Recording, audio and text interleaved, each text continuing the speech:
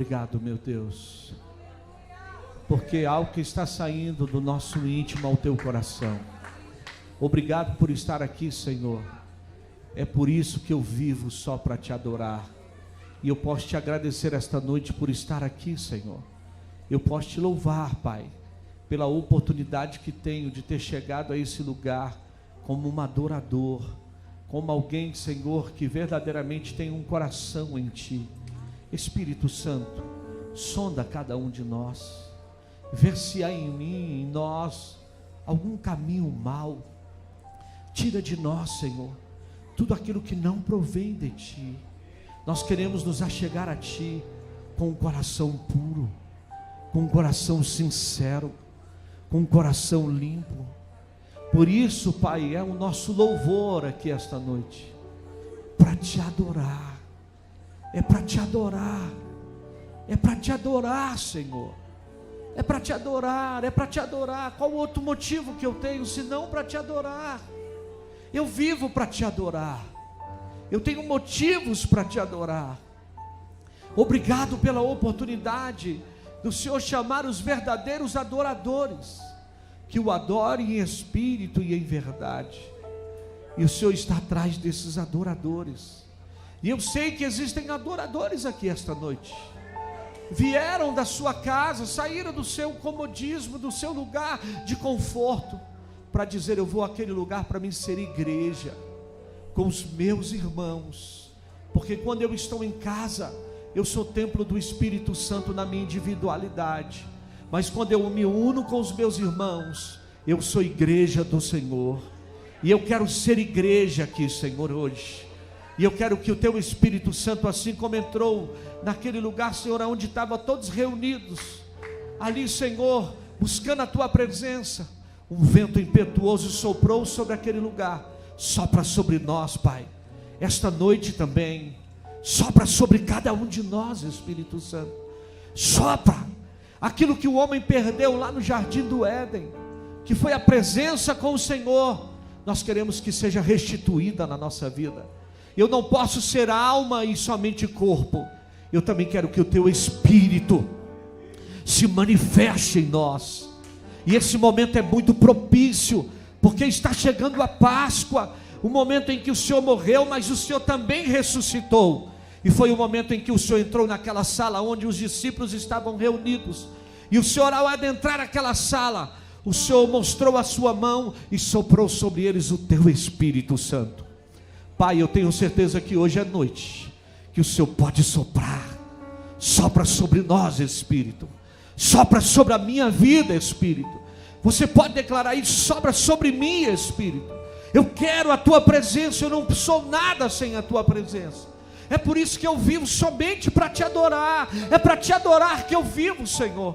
O Senhor pode soprar. Se tem alguma coisa que está fora do lugar da minha vida, hoje com o sopro do Teu Espírito, eu tenho certeza que as coisas vão voltar para a atmosfera que precisa voltar. E o Teu nome vai ser glorificado. Abra o meu entendimento, abra a minha visão, Senhor, para que eu não passe a ser um incrédulo, mas ser alguém que acredite em tudo aquilo que o Senhor tem a fazer sobre a nossa vida, em nome de Jesus. Declare mais uma vez: para te adorar eu vivo. Para te adorar eu vivo, só para te adorar.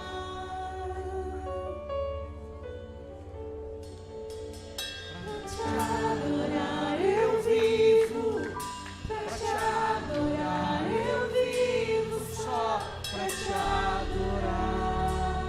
Se tem adoradores, levante as suas mãos aos céus e dê glória a Ele, dê glória a Ele. Exalte o nome dEle, bendiga o nome dEle, declare: Senhor, é por isso que eu vivo, Senhor, para te adorar, para te adorar, para te adorar, para te adorar, para te adorar, para te adorar.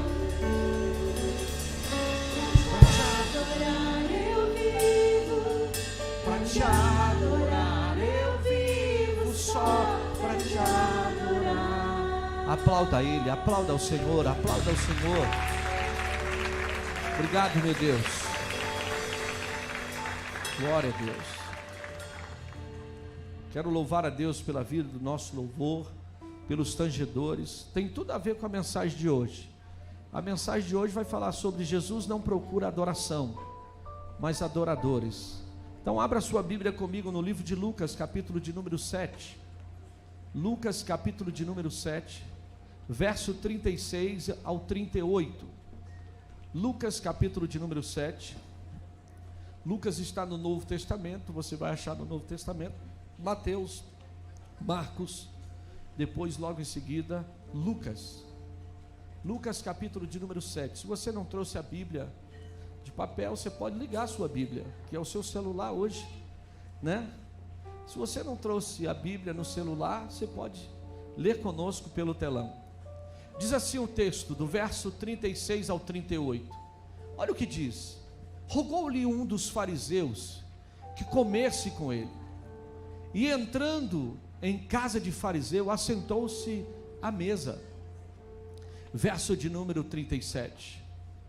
E eis que uma mulher na cidade, que era uma pecadora, diga comigo, pecadora, sabendo que ele estava à mesa em casa de fariseu, levou um vaso de alabastro com unguento. Ele, sabendo que Jesus estava naquela casa, o que ela faz? Ela vai na casa do fariseu sem ser convidada. Olha que interessante. Aí o verso 38. E estando por trás, aos seus pés, chorando, começou a regar os seus pés com lágrimas, e os enxugava com os cabelos da sua cabeça, e os beijava, e os ungia com unguento.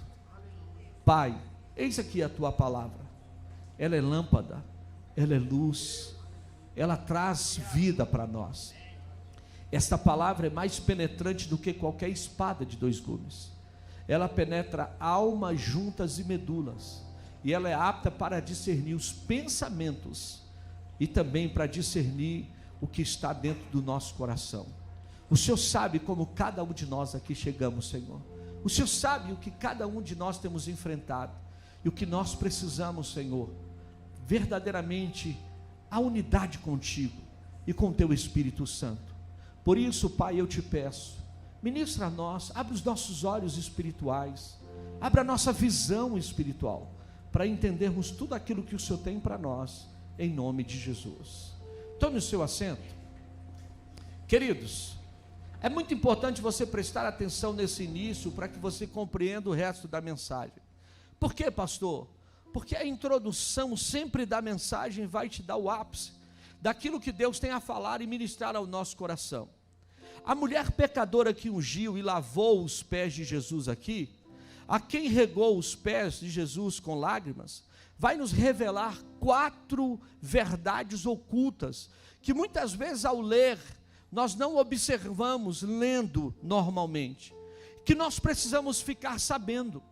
São coisas que nós ao ler precisamos aprender a cada dia. Por isso que nós, como pastores, como profetas, como sacerdote, precisamos a cada dia estar buscando em Deus para trazer revelações.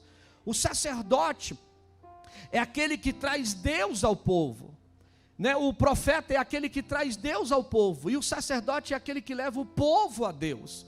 E a gente precisa muito, quando alguém perguntar para você o que é um profeta, você vai já entender sobre isso, porque o profeta é aquele que traz Deus ao povo, é a voz de Deus para o povo. E o que é um sacerdote? É aquele que leva o povo a Deus, é aquele que vai fazer o papel de conduzir o povo ao Senhor. E como você está aqui hoje, principalmente os maridos, você está fazendo um papel de sacerdote, você está trazendo a sua família a Deus, para que a sua família ouça a voz de alguém que vai ser profeta essa noite, para o nome do Senhor ser bendito sobre a tua casa. Por isso, quando você olha para dentro desse texto, dentro desse contexto aqui bíblico, há pelo menos aqui 2 mulheres que conseguiram realizar tal maneira, que é marcante para nós, porque são 2 textos muito parecidos, que a gente observa de 2 pecadoras que vão até os pés de Jesus, também com unguento, mas são diferentes, são mulheres diferentes.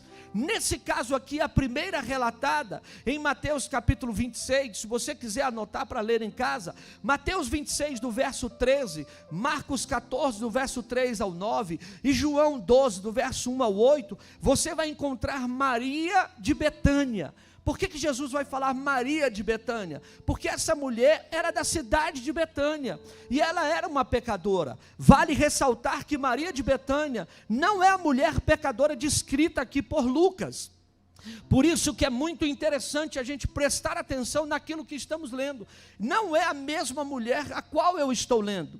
Eu vou te mostrar a diferença, justamente para que você entenda o que essas mulheres são capazes de fazer e o que essa mulher de Lucas nos ensina, que é totalmente diferente das demais mulheres. Porque muitas vezes a gente quer a essência da palavra de falar de bênção para nós, mas são chaves que viram na nossa vida, né, pastor Antes? Pega essa chave aí, né? Você vira, são chaves que você muitas vezes, você precisa para que você compreenda o que Deus quer falar com você, para que justamente isso mude a sua história. Porque não é só vir ao culto, não é só estar presente num culto, não é só ser um dizimista, não é só levantar a mão e adorar. Tem algo que mexeu no coração de Deus, que faz a diferença na vida de Deus, quando alguém chega no lugar e chama a atenção do Senhor. Gente, multidão estava sempre ao lado de Jesus. Multidão sempre estava seguindo a Jesus, mas sempre alguém vinha e fazia a diferença. Ou ele clamava em alta voz, mesmo alguém dizendo, cala-te, ele não vai te ouvir. E o cego pega e grita, Jesus, filho de Davi, tem compaixão de mim. Um cego que não estava vendo, mas estava enxergando mais do que muitos que estavam ao lado de Jesus. Por quê, pastor? Porque ele não estava vendo, mas não perdeu a oportunidade de receber o seu milagre na hora certa. Tem gente que está ao lado de Jesus, está vendo Jesus, mas não consegue enxergar o milagre na hora certa. Tem uma mulher que estava lá no lugar do vale da rejeição, onde estava sendo ali, passando por um estado, onde estava minguando ali o tempo todo, perdendo pelo fluxo de sangue, e ninguém queria se aproximar perto dela, porque se aproximasse dela e tocasse nela, era amaldiçoado. Mas um dia ela disse, se eu sair daqui, e eu for lá, então tocar na orla daquele homem, que é mestre, que é o Messias, eu serei curada. Existem atitudes que Jesus chama a atenção. É interessante que na do cego, Jesus ao ouvir o cego, ele para a multidão e diz, trazei esse homem aqui. Todos que mandaram ele calar a boca, tiveram que ir lá e trazer o cego, para ver o milagre dele sobre a sua vida. Por causa de uma atitude, de não se calar em meio à religiosidade. Porque a religião e a religiosidade muitas vezes querem nos matar. Teve uma mulher que saiu e não viu o povo que pudesse ali apedrejá-la, aquela mulher do fluxo de sangue. Se ela ali fosse descoberta por aquela multidão, a multidão iria pegar a pedra e apedrejá-la. Mas ela foi tão ousada que ela disse, eu preciso fazer algo que ninguém faz. Eu vou até o mestre, e se eu for até o mestre, tem uma virtude que vai sair do alto para a minha vida. Eu não vou num culto por acaso, eu vou num lugar aonde vai ter virtude para a minha vida, para a minha casa e para a minha família. Eu não vim para uma ceia para simplesmente pegar um cálice e mais um dia, e mais um mês, tomar um cálice e ir para o meu lar. Eu vim aqui porque tem virtude do alto para a minha vida. Eu vim aqui para ser um adorador, aonde eu vou fazer algo aqui que vai chamar a atenção do meu Senhor e o nome dele vai ser glorificado. Eu não vim aqui para simplesmente ficar olhando quem está me observando ou quem não está. Eu vim aqui para dizer, tem algo de Deus para ser ministrado esta noite sobre a minha vida, e o que Ele tem para liberar, eu vim aqui para buscar. Queira você ou não, o nome dele vai ser glorificado. Eu não sei como o seu coração se encontra, mas eu sei de uma coisa, do alto tem milagre para a tua vida, tem virtude para a tua casa, tem virtude para você. Então por isso eu quero te dizer, meu irmão, se Deus te der a oportunidade de dar um glória a Deus aí, se Deus der uma oportunidade de você sair correndo aqui nesse lugar hoje, se Deus falar para você, salta do teu lugar, querido, eu quero te dizer dizer uma coisa: ouça o que Deus tem para a tua vida. Não fica preocupado com o que os outros vão dizer, mas faça o que Deus tem para fazer na tua vida. Porque muitas vezes a gente se emperra e diante daquilo que os homens querem botar para nós: você não pode isso, você não pode aquilo, você tem que ser assim, você tem que ser assado. O meu Deus não é deficiente e nem o meu Deus é engessado. Quando o homem pensa assim, não vai dar certo, Deus vem e diz: vai dar. Eu sou o Senhor. Pega um homem de nascença, levam até Jesus. Aí os discípulos olham, porque era costume dos judeus, olharam e disseram: Jesus, quem pecou? Ele ou seus pais? Jesus disse: está a oportunidade agora de quebrar o protocolo. Se eles carregam isso, que se tem pecado é porque o pai ou ele pecou, eu vou mostrar que eu sou Salvador. Eu não julgo, eu amparo. Aí Jesus olha para o cego e diz: nem ele nem os seus pais pecaram, mas isso aconteceu para que se manifeste a glória de Deus. Tem coisas que está acontecendo na tua vida que não é para a tua vergonha, mas é para a glória de Deus. Tem coisas que vai fazer na tua família que é para a glória de Deus. E você não pode perder a veia do adorador.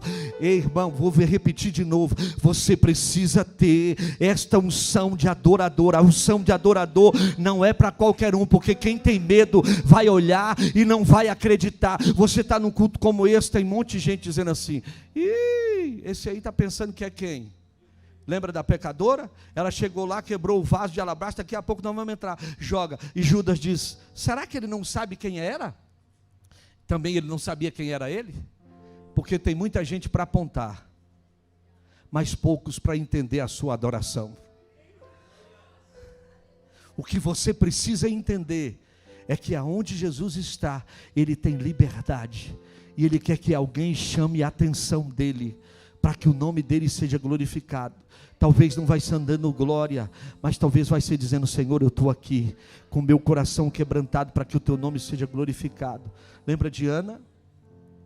A cidade estava um caos, os políticos tudo corrompido, os juízes tudo de uma forma errônea. Aí Jesus faz o quê? Deus está lá no seu trono, Deus está no seu trono. E uma mulher com o ventre fechado olha para a nação que está totalmente corrompida e fala uma oração que muda toda a história. Qual é a oração, pastor? Ela diz: Deus, se o Senhor me der um filho, não vai ser meu, vai ser teu. É a mesma coisa que eu fico vendo. Deus estava no seu trono, gente. O que Deus fez? Deus se levantou e disse: opa, como é que é essa oração? Sim, Deus, eu não estou querendo algo para que o meu nome seja glorificado. Eu estou querendo que algo seja para o teu nome ser exaltado na minha vida. Se o Senhor me der um filho, eu já te devolverei. Deus disse: estou nesse negócio. Estou vendo que tem adorador nesse lugar. Estou vendo que tem adorador nesse lugar. Deus disse: está na hora de eu manifestar a minha glória. Vou abrir a madre dessa mulher. Vou manifestar que eu sou Deus. Porque aonde a outra pensava que era frutífera, eu agora vou exaltá-la para que o meu nome seja glorificado. O que Deus faz? Abre a madre da mulher, entrega para ela um filho que vira não só profeta, mas sacerdote, juiz, e vira um homem íntegro diante de Israel. E quando aquele homem nasce, o que aquela mulher faz? Ela duvida do que Deus deu para ela? Não, ela chega e entrega no altar. Porque quando você sabe que é Deus que te deu, você não tem medo de devolver para o Senhor aquilo que é de Deus na tua vida. Você não tem medo. E o interessante, gente, olha aqui para mim. Aonde ela entregou, o sacerdote Eli estava totalmente corrompido. Os seus filhos corrompidos, mas ela não entregou a homens, ela entregou a Deus. É no entanto que se você ler 1 Samuel capítulo 3, você vai ver que dizia assim, ó: e crescia Samuel, e Samuel servia ao Senhor perante Eli. Samuel não crescia servindo Eli, crescia servindo quem? Ao Senhor. A quem você serve? Você só se decepciona porque você serve a homens.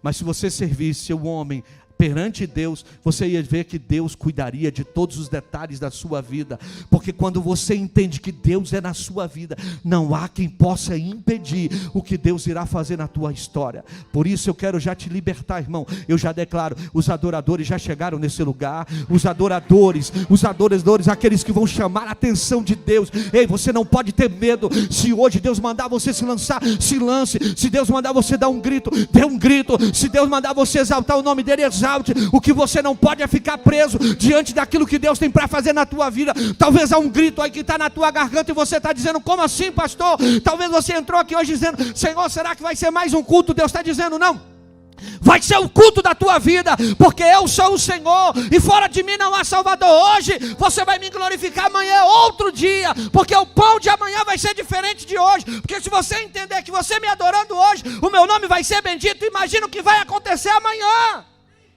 Por isso você precisa entender. E quando a mulher pega, gente, faz tudo isso, aquela pecadora, ninguém entende.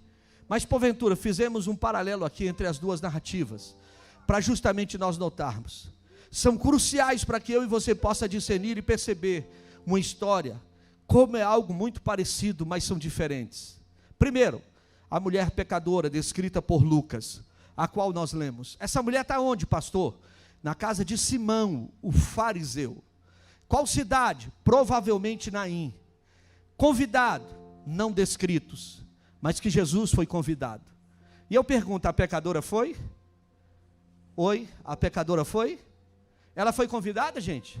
Não, é no entanto que o pecador lá, o fariseu também julgou. Mas quem disse que você precisa ser convidado? Aonde o teu pai está? Aonde o teu pai entra, você entra. Aonde o teu pai chega, você como filho chega. A diferença é que a gente não sabe a nossa identidade de filho. Aí aquela mulher estava aqui, a primeira que eu estou lendo de Lucas, na casa de Simão o fariseu, cidade provavelmente Naim. Se convidados, não falam, mas fala de Jesus. Segunda, aqui nós falamos aqui de Maria de Betânia. Aonde ela estava? Na casa de Simão, o leproso. Cidade, Betânia. Convidado, Lázaro, Marta e os discípulos. É no entanto que ele vai deixar claro isso. E quando você olha essas características, você vai ver que Deus é tão poderoso, que Ele vai destrinchar tudo isso para que a gente tenha entendimento. Então o evangelista começa a nos escrever a história como um convite realizado por um fariseu por nome, a qual rogou: peço que insistência, você vai lá na minha casa, para que Jesus fosse em um jantar na casa dele. Aquele homem vai e diz: eu quero que o senhor vá lá.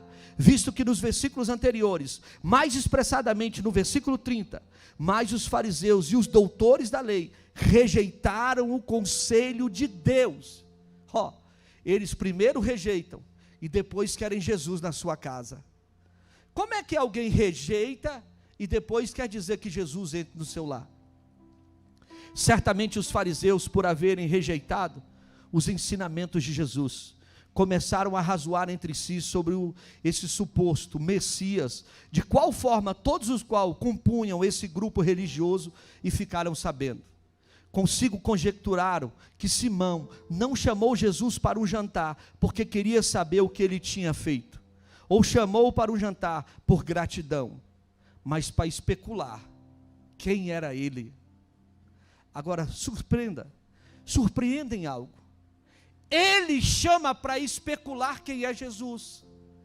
Ele chama para saber quem é Jesus.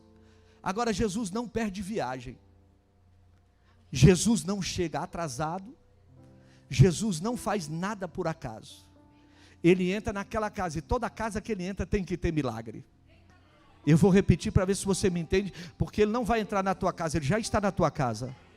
Eu vou repetir, Jesus não entra numa casa que não haja milagre. Toda casa que Jesus entrou teve que ter milagre. E Ele não entrou na tua casa, Ele já está na tua casa. Ele não é hóspede da tua casa, Ele faz moradia na tua casa. E eu quero dizer que você vai sair daqui com essa convicção hoje. Jesus vem morar, Jesus não vai só passar na sua casa. Jesus tem habitação segura lá na tua casa. Porque quando Jesus mora na tua casa, você pode ter certeza que o nome dele vai ser glorificado. E aí esses homens, o fariseu em sua maioria, eram hipócritas. hipócritas, a qual estavam mais preocupados com o exterior do que com o interior. E isso é o que estava ali dentro do coração deles, preocupado em ser visto por alguém famoso, do que realmente fazer o que é digno diante do mestre. Então eles disseram: vamos chamar Jesus aqui então, vamos chamar Jesus para um jantar. Mas na realidade tinha uma intenção, pregavam a palavra, não viviam ela. Assunto a qual nós podemos verificar que eles estavam ali pregando, mas não conseguiam viver o que pregava. O que era então o jantar naquela época? Presta atenção, quando alguém chamava alguém para sua casa, para um jantar, naquele tempo quando se chamava alguém para sua casa, era simplesmente uma refeição para bater um bate-papo. Mas não era algo simplesmente simples, mas era um momento considerado como um momento de gala. Você vai lá em casa, havia toda uma preparação, havia todo um ritual, para que as pessoas pudessem entender que você não era qualquer um para chegar na casa daquela pessoa. É no entanto que eu já preguei aqui para vocês sobre o lenço dobrado.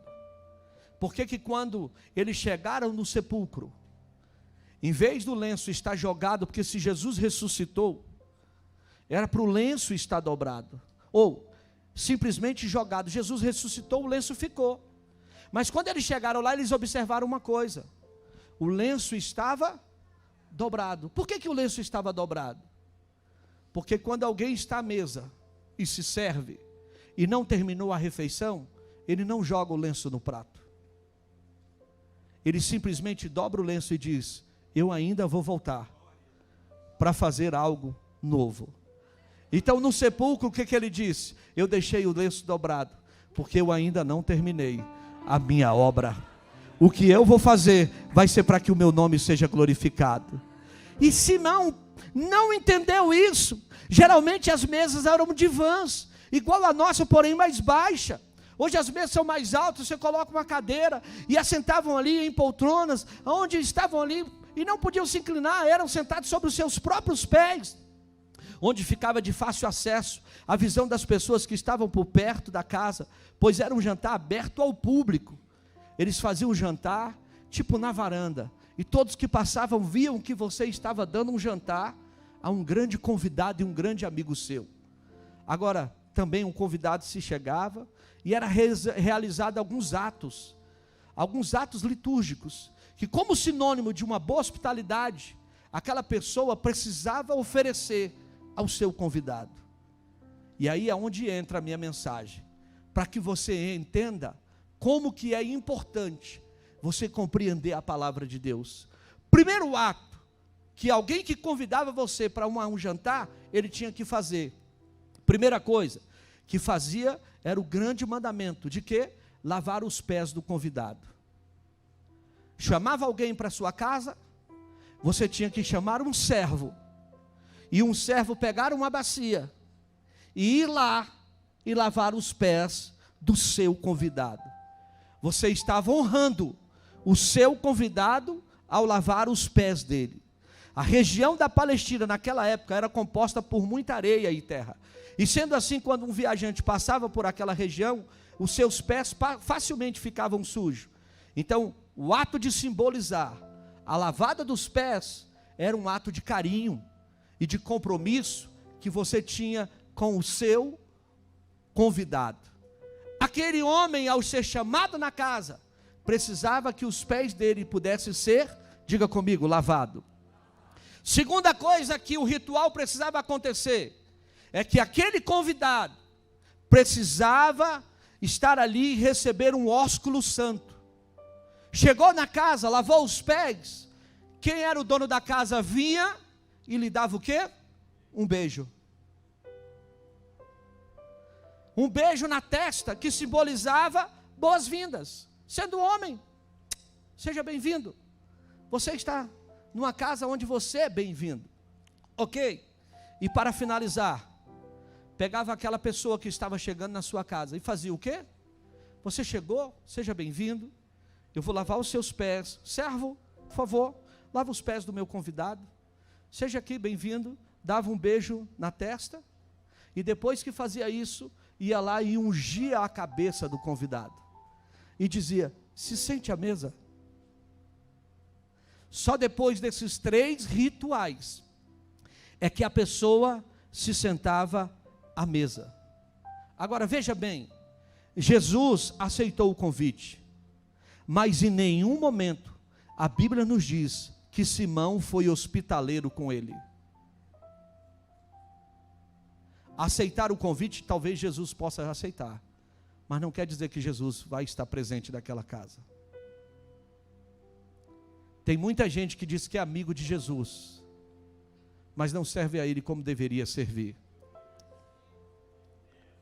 A arca da aliança ficou na casa de Abinadab 20 anos, e nada aconteceu. E foi para a casa de Obed-edom 3 meses. Deus fez uma reviravolta na casa de Obed-edom. No entanto, que o texto vai dizer: e a arca do Senhor estava na casa de Obed-edom, e Deus abençoou Obed-edom e toda a sua casa.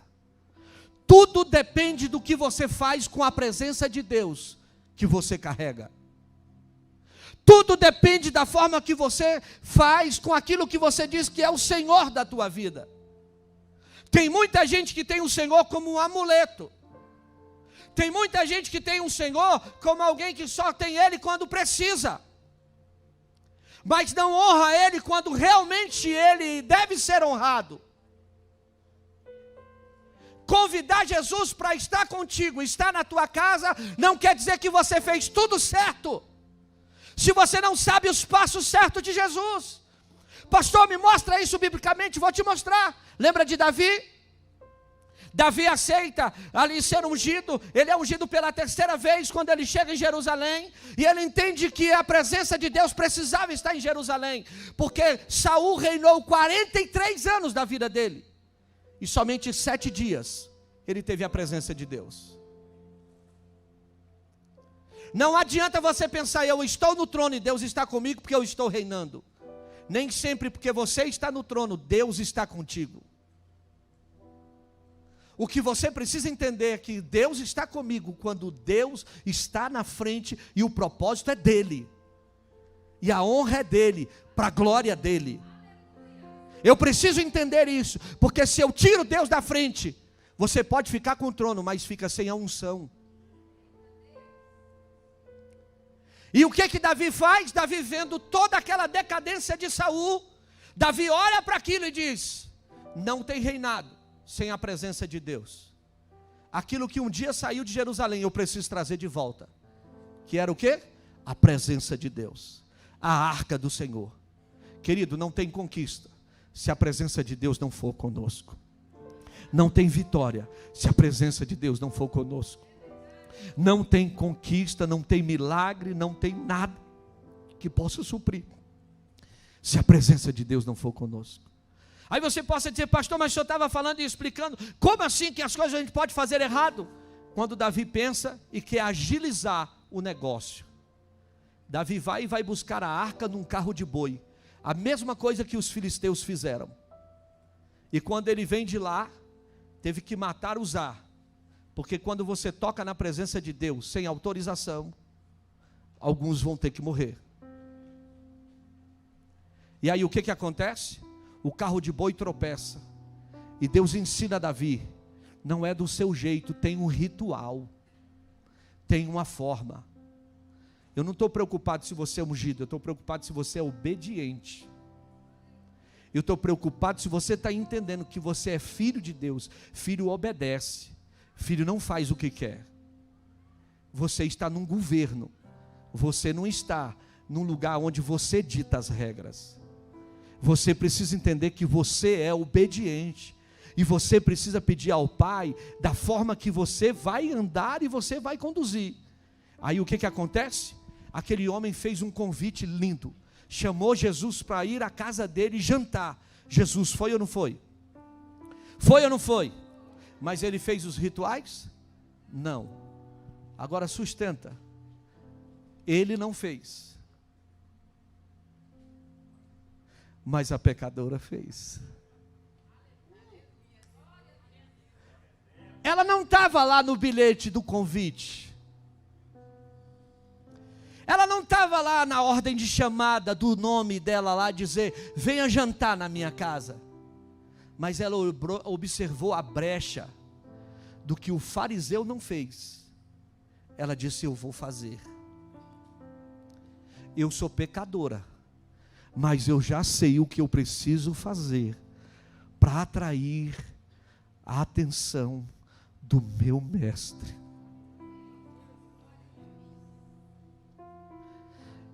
Ela talvez não entrou pela porta do fundo, talvez ela entrou pela porta de trás, escondida, mas ela disse: se ele está aqui, eu não vou perder a oportunidade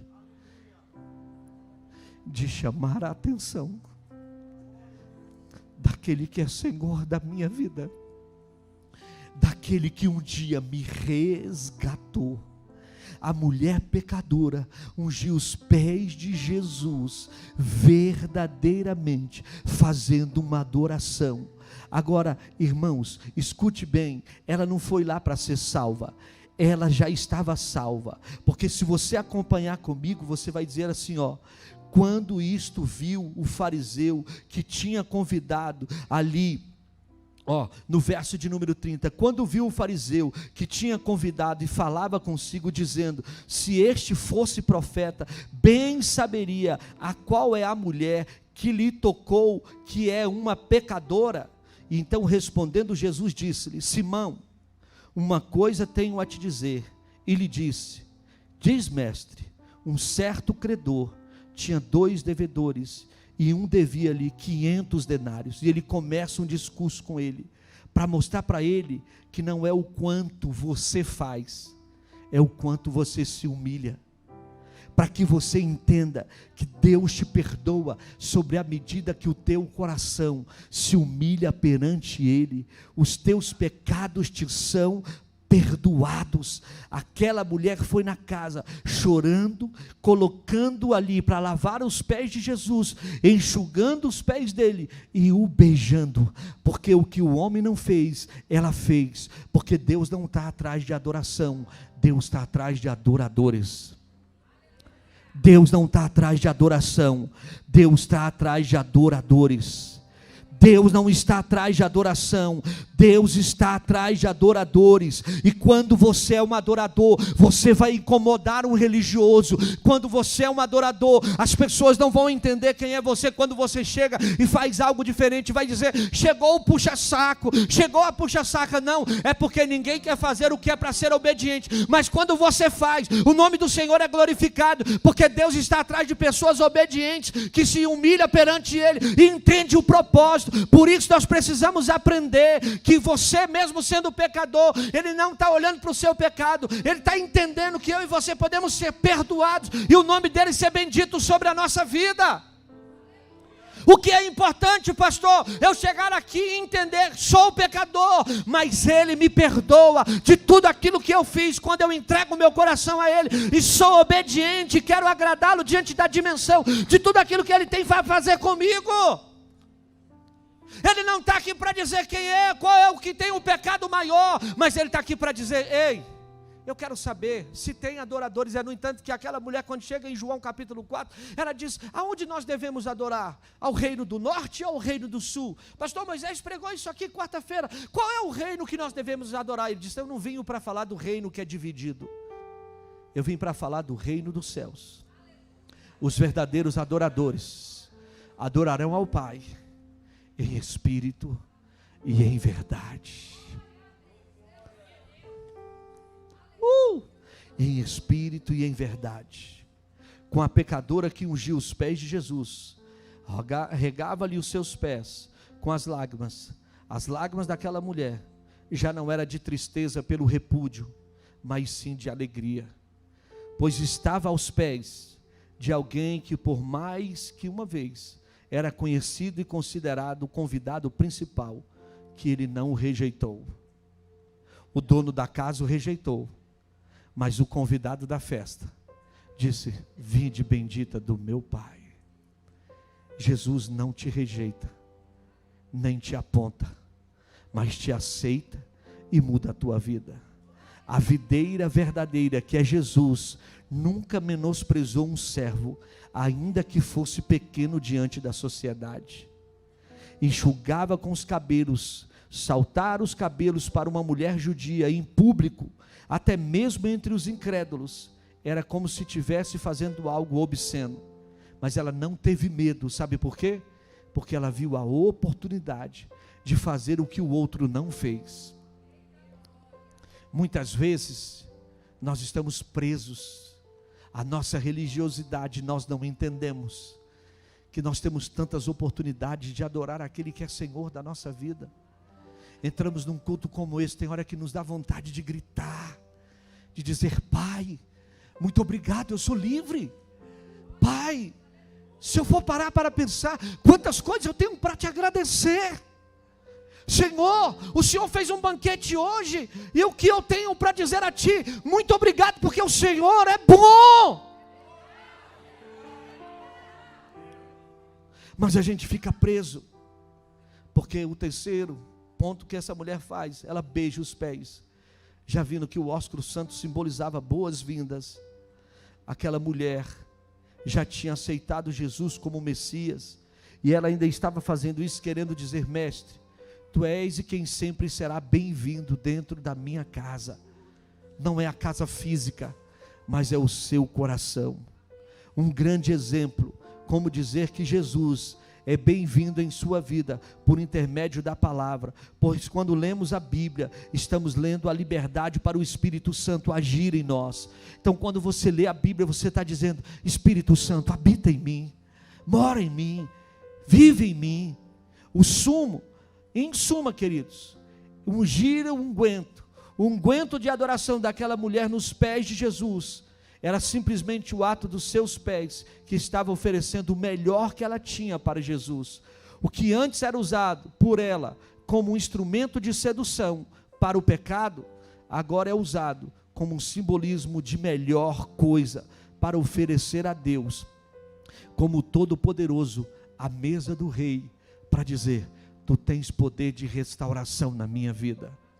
Um dia eu seduzi, mas hoje eu fui alcançada pelo Teu amor. Um dia eu ungi os homens, para que eu pudesse seduzir esses homens e dormir com eles, mas hoje eu entendo que o verdadeiro amor está em Cristo Jesus. O que o fariseu não fez, eu quero fazer.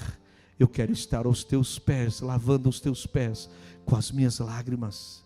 Eu quero estar aos Teus pés, enxugando ele com os meus cabelos. E quero estar aos Teus pés, o beijando, dizendo: boas-vindas àquele que vai morar na minha vida. E dizer: Senhor, Tu és tudo para mim. Tu és tudo para mim. Eu quero declarar, querido, que a alegria do Senhor toma conta de você. Eu quero declarar, querido, que a alegria do Senhor vai fazer diferença na tua vida.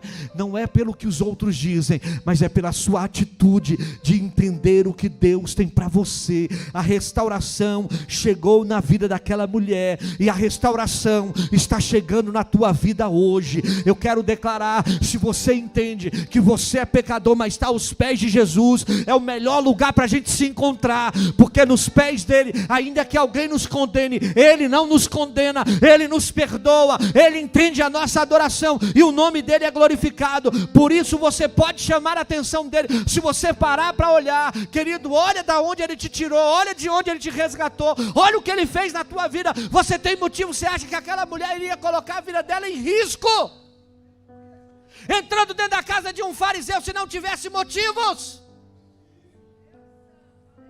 Quem é um cristão de verdade precisa entender: você corre riscos. As pessoas vão te julgar, as pessoas vão te caluniar, as pessoas vão se levantar contra você, mas não é porque você é pecador, ele também é pecador. Mas a diferença é o tipo de adoração que você oferece, que ele não tem coragem de oferecer.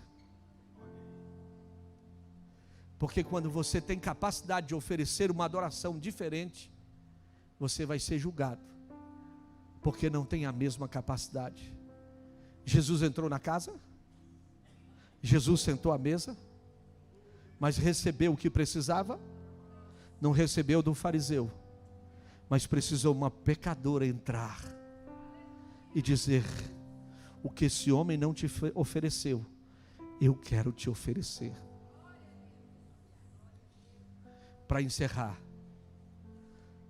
muitas vezes a gente se questiona de tantas situações que nós enfrentamos. E aí a gente olha e diz: meu Deus, a gente precisa de tanta coisa perfeita. Maria ficou grávida. E foi do Espírito Santo. E muitos estão firmados na Maria. Não que eu tenho nada contra, ela foi louvada. A Bíblia vai dizer que Maria foi louvada. Mas deixa eu te falar uma coisa, a salvação não veio por Maria. Veio pela adoção de José.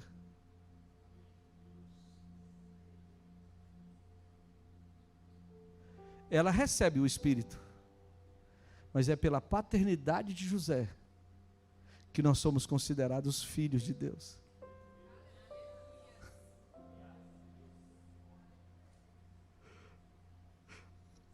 Pastor, como assim? Maria foi louvada, deu o ventre, mas José deu a coragem de ser pai adotivo de Jesus. E você só pode ser um judeu pelo pai. E foi pela paternidade adotiva de José que Jesus se tornou filho. Você precisa entender, mesmo que seja adotado, tem alguém também que nos adotou como filho. O próprio Deus disse: ainda que não fosse, eu te faço filho por herança. Você era figueira brava, mas hoje vai estar enxertado na figueira verdadeira, que é Cristo Jesus. E quem está em Cristo, nova criatura é. As coisas velhas já passaram e tudo se fez novo. Eu quero declarar, hoje é dia 2 de abril, o novo de Deus está chegando na tua vida. O Evangelho é o anúncio das boas novas. O novo de Deus está chegando para você. A religiosidade vai cair e o nome do Senhor vai ser glorificado. E o que eu preciso, pastor? Ser adorador. Deus não está atrás de uma adoração. Deus está atrás de verdadeiros adoradores que o adore em espírito e em verdade. Eu vou pegar o gancho ali na minha amiga Raquel. Deus é tão bom, né, Raquel? Aí você diz assim: eu não canto bem. Mas Deus não escuta com os ouvidos. Ele sente o perfume com as narinas.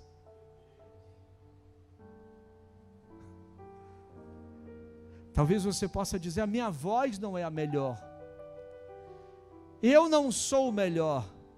Deus não está atrás do melhor, Deus está atrás dos obedientes, dos adoradores de verdade, que quebrem o vaso, que se humilhem nos pés dele e reconheça quem é ele sobre a sua vida. Eu não estou aqui porque eu sou bom, eu estou aqui porque ele tem morada na minha vida. Hoje ele mora em mim. Um pecador, não um religioso. O religioso dizendo: está vendo? Jesus entrou na minha casa, mas não honrou ele como Messias, como o enviado de Deus. Uma pecadora, mas que se humilhou e diz: talvez eu não tenha casa, mas eu tenho um lugar onde o Senhor habita, que é no meu coração, e hoje vai fazer a diferença. E eu vou mostrar para o mundo que eu sou adoradora, não pelo que eu possuo, mas pelo que eu carrego, a minha identidade de filho de Deus. É pelo que eu tenho, não é pelo que eu carrego.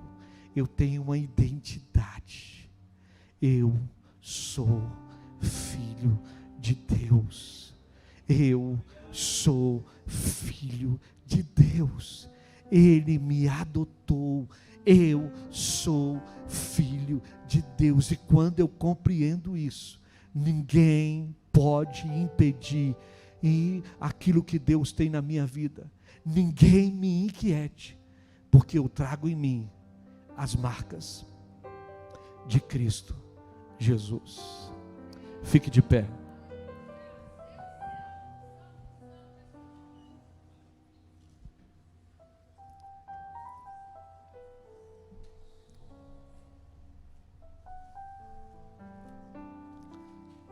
Coloque a mão no seu coração. Se Deus te pedisse uma loucura, você era capaz de fazer? Se Deus mandasse você essa semana fazer algo para você declarar que você é filho dele, você era capaz de fazer? Você é capaz de fazer uma loucura por amor. Você é capaz de fazer uma loucura para ganhar um grande prêmio. Mas será que você é capaz de dizer que você é filho dele?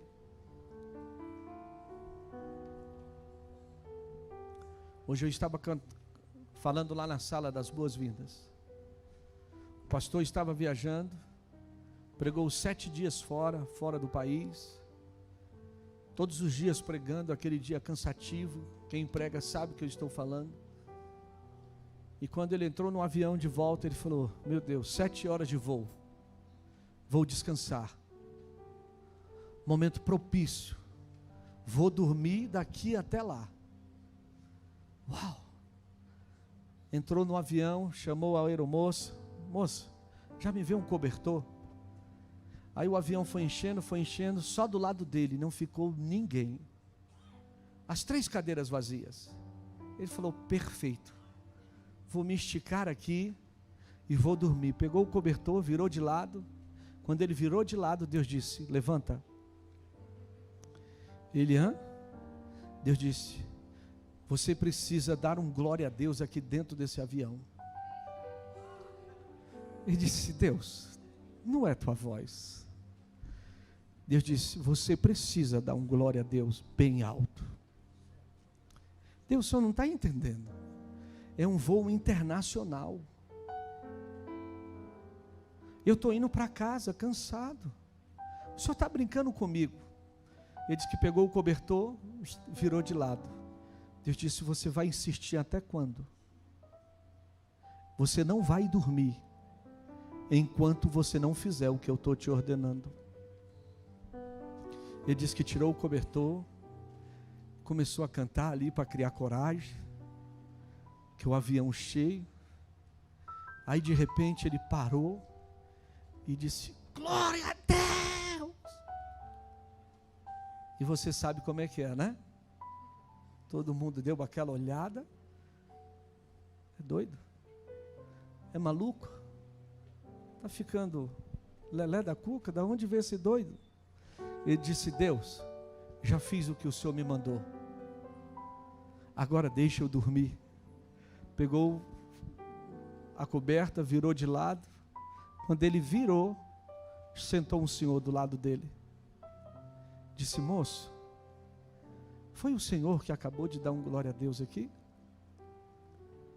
Ele olhou e disse: sim.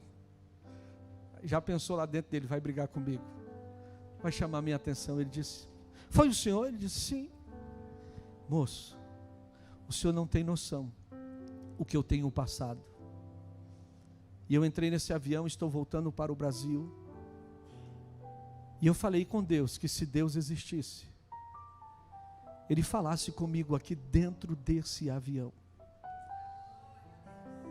Ele usasse alguém para falar comigo.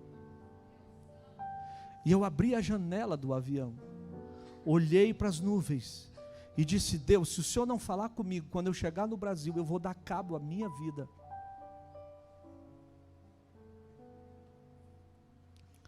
Mas quando o Senhor deu aquele glória a Deus,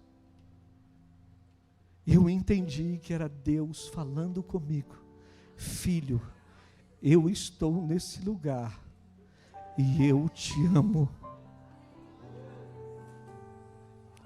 Aí aquele homem já arrancou a coberta e começou a pregar para aquele homem. e a falar do evangelho. Ele falou: não, eu sou afastado, eu estava desviado.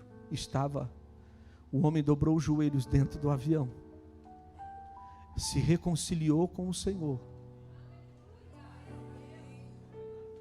Ele orou por ele e abençoou a vida daquele homem. Se você não entender o que Deus tem contigo, você não vai viver as loucuras de Deus na tua vida. Tem algo que Deus está querendo te usar. E esse mês de abril eu quero declarar: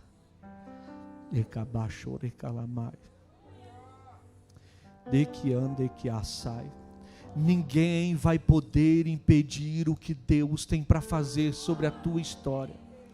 Você vai voltar a ouvir a voz de Deus.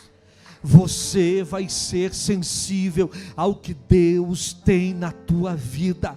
Ao que os olhos humanos pode parecer loucura, aos olhos de Deus, o Espírito do Senhor, Ele te ungiu para pregar boas novas aos contritos, e a proclamar liberdade aos cativos e oprimidos, e a declarar liberdade. Deus vai te usar de uma tal forma que as pessoas que estão próximas a você, que vão se achegar a você, vão ver a glória de Deus sobre a tua vida, vai ver o seu motivo, o seu louvor de adoração, o que tem acontecido com você e o que vai acontecer através de você, porque Deus vai ser louvado através da tua vida. Chega de viver na escravidão, chega de viver, meu irmão, meu irmão, com a garganta aprisionada, onde muitos querem te calar, e Deus está dizendo: é tempo de gritar, porque eu vou fazer o meu nome ser bendito sobre a tua vida. Ei, as pessoas que adoram não entendem, porque muitas vezes o fariseu, aquele homem que é religioso, quer te condenar, mas os adoradores não têm medo de se achegar na presença dele e dizer: eu estou aqui, Pai, sou falho, sou pobre, sou pecador, mas eu reconheço que Tu és tudo para mim. Tu és o meu tudo. Tu és o meu tudo. Tu és a minha alegria. Ninguém vai poder calar o que o Senhor colocou e brotou dentro de mim. Eu tenho prazer, Pai, de dizer: eu tenho uma identidade. Eu sou filho de Deus. Eu sou filha de Deus. Declare: eu sou filho de Deus. Você é filha de Deus. O inimigo estava querendo que você desse cabo à tua vida. Sabe por quê? Porque você não iria compreender isso. Mas o que Deus irá fazer através de você, vai ser para que através de você, vidas sejam curadas. Deus está te curando para curar outros. Deus está te restaurando para restaurar outros. Deus está fazendo algo na tua vida hoje, porque o que Ele vai fazer através de você, vai ser para que o nome dEle seja glorificado. Então, pastor, o que eu devo fazer? Seja grato a Ele. Não deixa nada paralisar o que Deus colocou na sua vida.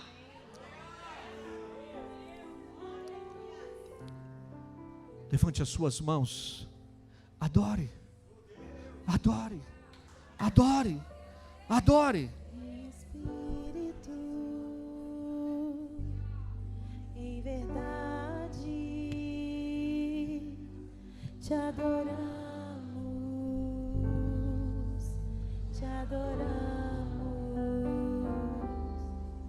em espírito,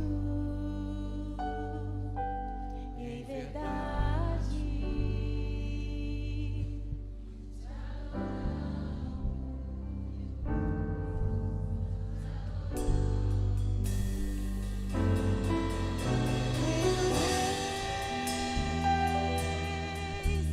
E Senhor,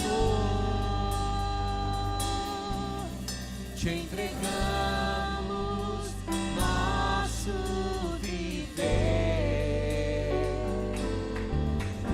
Rei dos Reis e Senhor,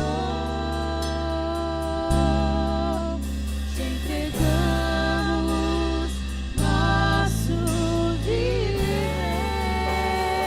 Te adorar, ó Rei dos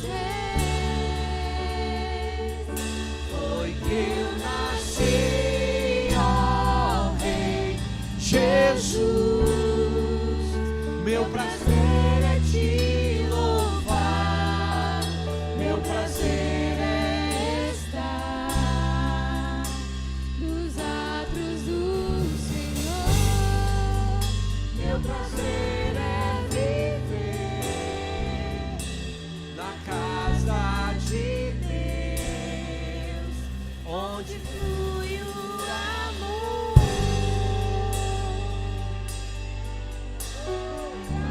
pra te adorar, pra te adorar, oh Rei dos Reis. Foi que eu nasci, oh Rei Jesus. Meu prazer é te louvar, meu prazer é estar nos átrios do Senhor, meu prazer é viver na casa de Deus, onde flui o amor. A equipe de louvor vai cantar mais uma vez esse pedaço dessa canção. Eu quero orar por você que entrou aqui, esta palavra falou ao teu coração. E você entende que você precisa hoje se lançar aos pés daquele que é Senhor da tua vida. Hoje Ele não te acusa, hoje Ele te liberta. Hoje Ele não te aponta, mas Ele te mostra o destino. Hoje Ele não te vem colocar o dedo na tua cara, mas Ele vem te resgatar de toda a situação contrária. E eu quero orar por você.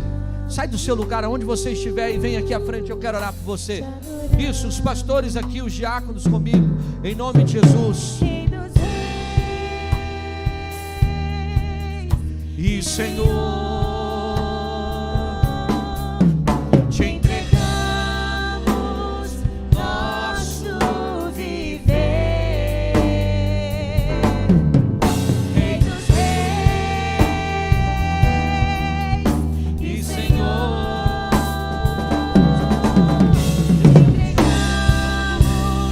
nosso viver, pra te adorar, Rei dos Reis. foi que eu nasci, ó Rei Jesus. Meu Prazer é te louvar, meu prazer é estar nos átrios do Senhor, meu prazer é viver na casa de Deus, onde flui o amor. Coloque a mão no seu coração. Se você não saiu do seu lugar ainda há tempo.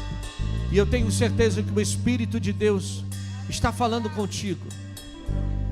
Você é adorador e você foi questionado por causa da sua adoração.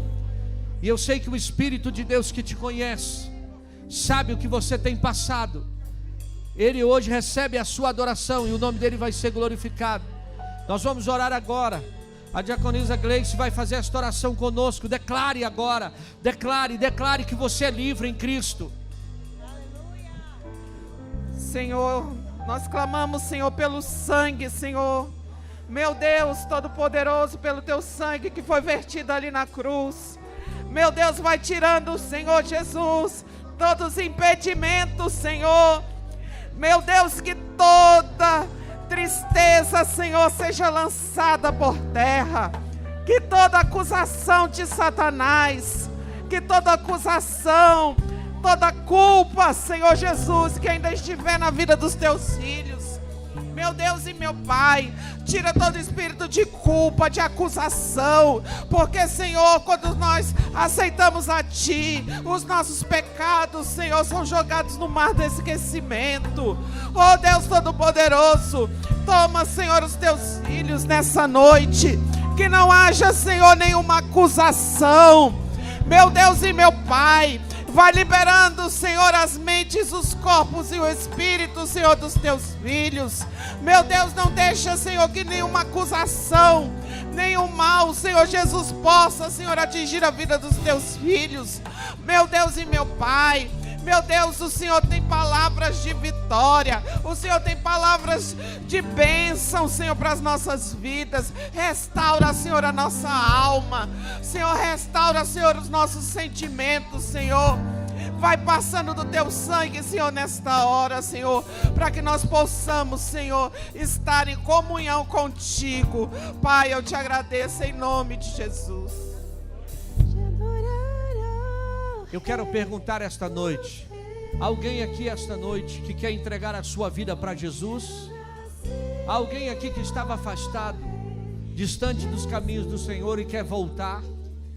Hoje é uma noite propícia para isso, onde você precisa entender que você pode ter se decepcionado com os homens, mas nunca você vai se decepcionar com Deus. Os homens podem te frustrar, mas Deus não vai te frustrar. E se você hoje quer, você tem a oportunidade de entregar ou de voltar para o Senhor esta noite. Aonde você estiver, só levantar a sua mão direita, nós queremos orar por você. Se tem alguém, onde você estiver, todos já são, dê uma salva de palmas ao Senhor. Mas nós precisamos trazer pessoas para que se renda aos pés do Senhor. Pessoas que se rendam aos pés do seu Salvador. Pessoas que possam se render aos pés de Cristo.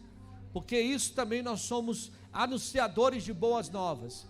E como anunciador de boas novas, nós não podemos deixar com que as coisas impeçam o que Deus irá fazer sobre a nossa vida. Nós não podemos deixar com que o inferno impeça o que Deus tem para fazer sobre a nossa história. Você precisa entender que é o Senhor quem faz. E operando o Senhor, ninguém impedirá. Ninguém impedirá. Pega o seu cálice. Pega o seu cálice. Pega o seu pão. Eu quero perguntar a alguém esta noite que porventura ainda não recebeu o pão ou recebeu o cálice. Aonde você estiver, só levantar a sua mão. Um obreiro, um pastor, um diácono vai até você. Nós vamos aí entregar a você. Só ficar com a mão levantada, vai chegar aí rapidamente.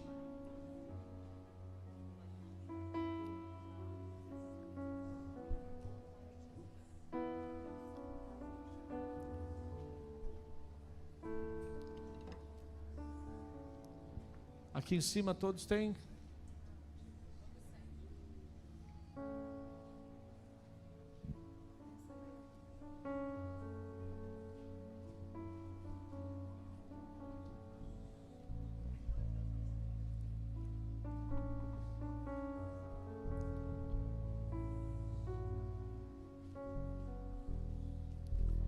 Quero perguntar mais uma vez: alguém porventura que ainda não recebeu?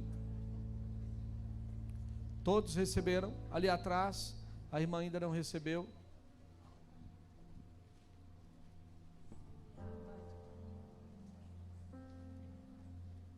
Obrigado.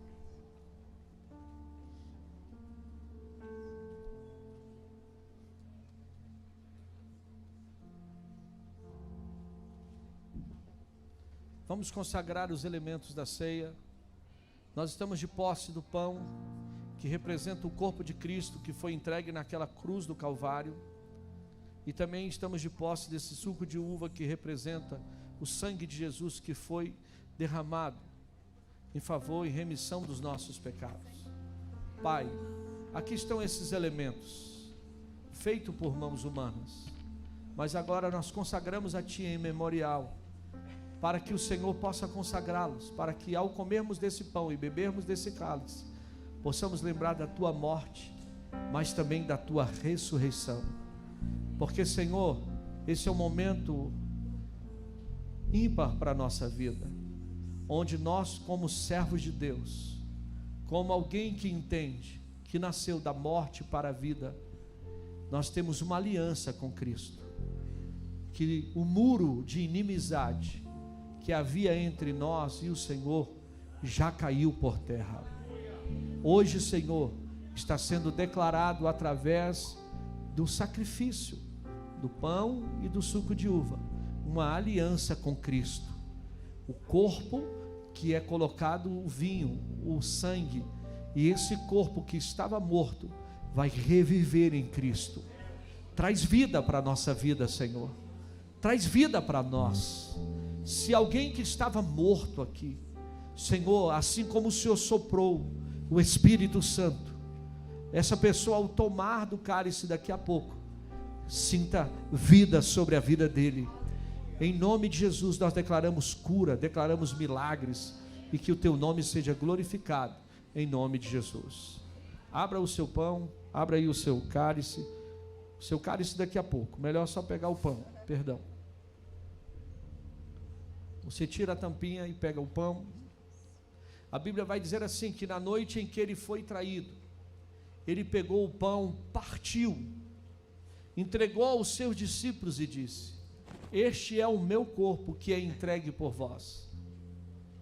Esse corpo que vai ser dilacerado, esse corpo que vai ser moído, esse corpo que vai padecer em favor dos vossos pecados, porque o castigo que nos traz a paz estava sobre ele, e pelas suas pisaduras nós fomos sarados.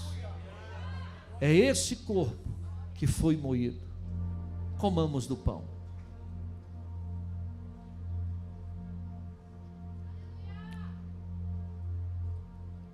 Aleluia, Jesus.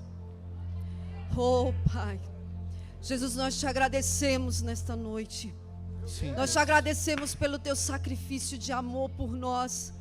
Nós te agradecemos porque na cruz nós somos sarados. sim, Na cruz nós somos libertos. sim. Na cruz o Senhor nos trouxe vida, e vida em abundância. Nós te agradecemos, Jesus, porque o véu foi rasgado do alto a baixo, nos dando livre acesso ao teu coração, Pai. Oh, rabassubianda rabassai, recalabassurianda ramanaias. E nós só podemos te agradecer, ó Pai. Nós só podemos te agradecer, Jesus, pelo teu amor derramado, pela tua presença constante e pela vida gerada na morte. Nos trouxe novas de grande alegria, e nós somos livres e te adoramos, nesta noite como igreja. Nós te adoramos, nós abrimos os nossos lábios, e declaramos: Jesus, tu és o amado das nossas almas, tu és o amado das nossas almas. Sim. Bendito seja o teu nome, Cordeiro de Deus, que tira o pecado do mundo. Aleluia. Amém. Amém. A Bíblia diz que de semelhante modo ele pegou o cálice da nova aliança, e ele ceou. Mas antes de cearmos, nós vamos trocar com 2, 3 pessoas e declarar que nós temos uma aliança com o nosso irmão. Se alguém que está do seu lado não tem um cálice, pegue na mão dele, diga para ele que nós também temos uma aliança. Nós somos aliançados em Cristo.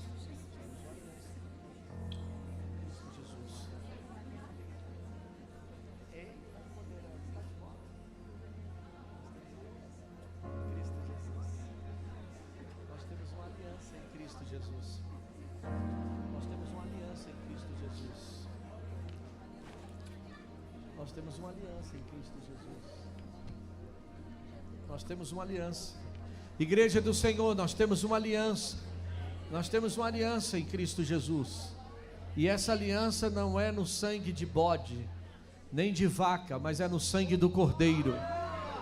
O sangue do Cordeiro que não tem defeito e nem mancha. O sangue que nos purifica de todo o pecado. É este sangue que nos garante a vitória. Por isso, abra o seu cálice aí, abra o seu cálice, porque ele diz assim, ó, que de semelhante modo ele pegou o cálice e disse: esse é o cálice do meu sangue, fazer isto em memória de mim. Em memória de Cristo Jesus, tomamos do cálice. E se tiver alguma enfermidade, que seja até ela mortífera, você pode ser curado hoje. Eu quero declarar hoje, está entrando vida no teu corpo hoje, está entrando cura no teu corpo hoje, está entrando restauração na tua mente. Toda ansiedade está indo embora, toda depressão está indo embora.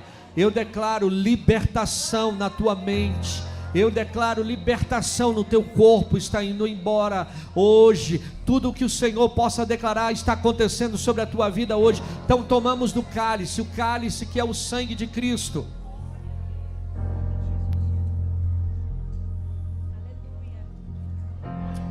Ora baixarabacanto rabanaragácia. Rabandaganara sobre fandaragaciriandorebecai. Sim. Espírito Santo de Deus, obrigado, Senhor, por esse momento. Sim. Que no qual nós participamos do cálice do Senhor, que representa o sangue de Cristo. Esse sangue que nos lava, nos purifica. Sim, Pai. Meu Pai, esse sangue que nos dá acesso, meu Pai, ao Senhor, para que nós pudéssemos oferecer a verdadeira adoração, meu Pai. E esse ato que nós estamos fazendo aqui é para lembrar, meu Pai, do sacrifício do Senhor naquela cruz. Sim. E esse sangue, meu Pai, que nos lavou, nos purificou, e hoje nós somos livres no Senhor, livres no Senhor, livres no Senhor, meu Pai. E nós acreditamos na liberdade de Cristo Jesus em nós. Sim. Então, meu Pai, nós podemos dizer obrigado, porque nós estamos aqui lembrando do sacrifício, lembrando da sua morte e ressurreição, e logo nós estaremos juntos, meu Pai, prostrados diante do Senhor, para dizer que o Senhor é santo, santo, santo. Rabandaragassuriandarabás. Obrigado, Senhor, por este momento. Assim nós agradecemos o Senhor em nome de Jesus. Amém.